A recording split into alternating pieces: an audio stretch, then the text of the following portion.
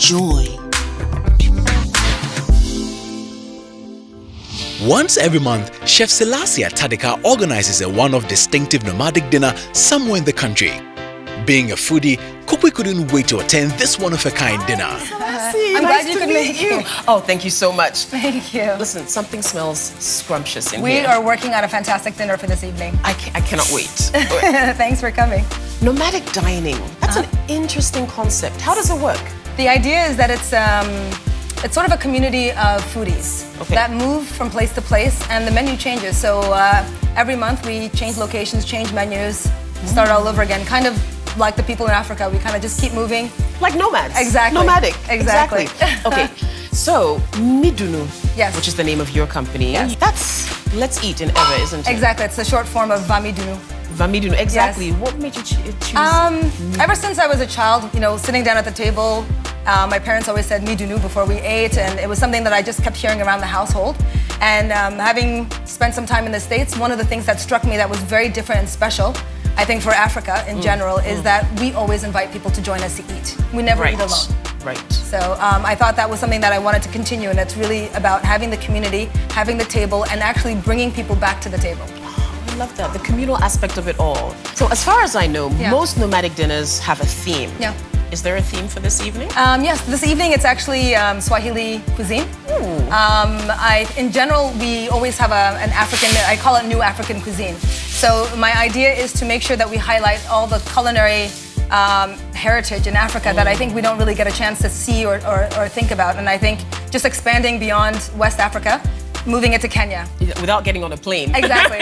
So it's sort of, I've actually lived in Kenya and spent time in that area. So the Swahili coast is actually Somalia, all the way to Mozambique. And the cuisine tonight is kind of coastal cuisine. Oh goodness, okay, Yeah. I can't wait to see that and see what's on the menu. Yeah, so let's, I'll show you, take you to the table and show you the menu. Oh, I'm so ready. Okay. Please lead the way. Let's go. Oh. Here we are. How glorious does this look? So thank you. Oh my goodness. All right, so look at the decor. So simplistically beautiful. Thank you.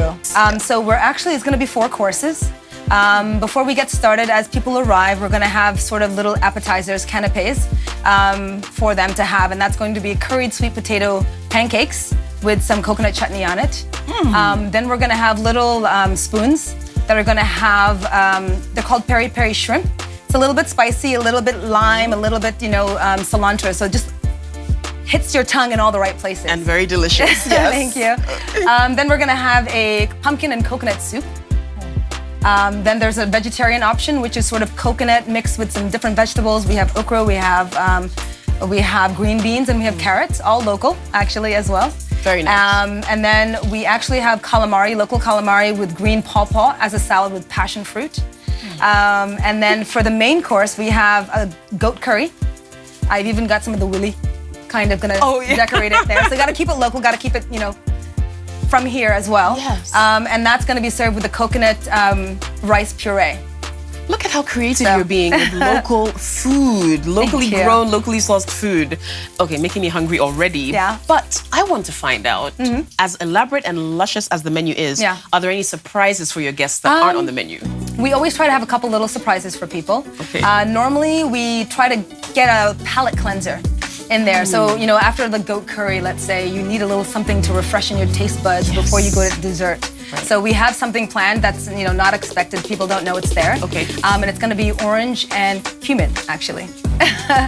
And then at the end of the evening, we actually have a little surprise for people that I like them to take home. Some people probably eat it on the way home. Others will probably keep it for the next morning. But for this time, I've actually made a caramelized popcorn with a bit of curry and coconut in there because it's kind of bringing back the flavors that we had this evening. So that tomorrow morning, they're gonna just have a little refresher. Who would think of putting curry on popcorn? Yes. That's how creative you can be with It's fantastic, food, gastronomy. Okay, I can't wait. I'm sure this is going to be absolutely delicious. Thank you. So we'll look forward to tasting your food tonight. Most welcome. And the experience as well. Midunu. Midunu. Akwe. All right, so here we go. So guests have finally arrived and they've gotten a chance to enjoy some of the food that Selassie has prepared for them this evening. Let's find out what their impression is of this nomadic dinner. It's been really good so far.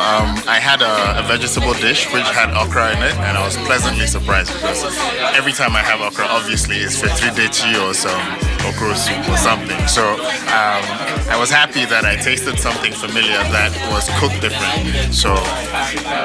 But how about you? Is this the first time you've attended one of these nomadic dinners? It is. It was a surprise. My husband called and said, we're going to dinner. And I was like, where are we going? He said, you'll find out. So this was great to come to. Because he knows I'm a foodie. I like different food. So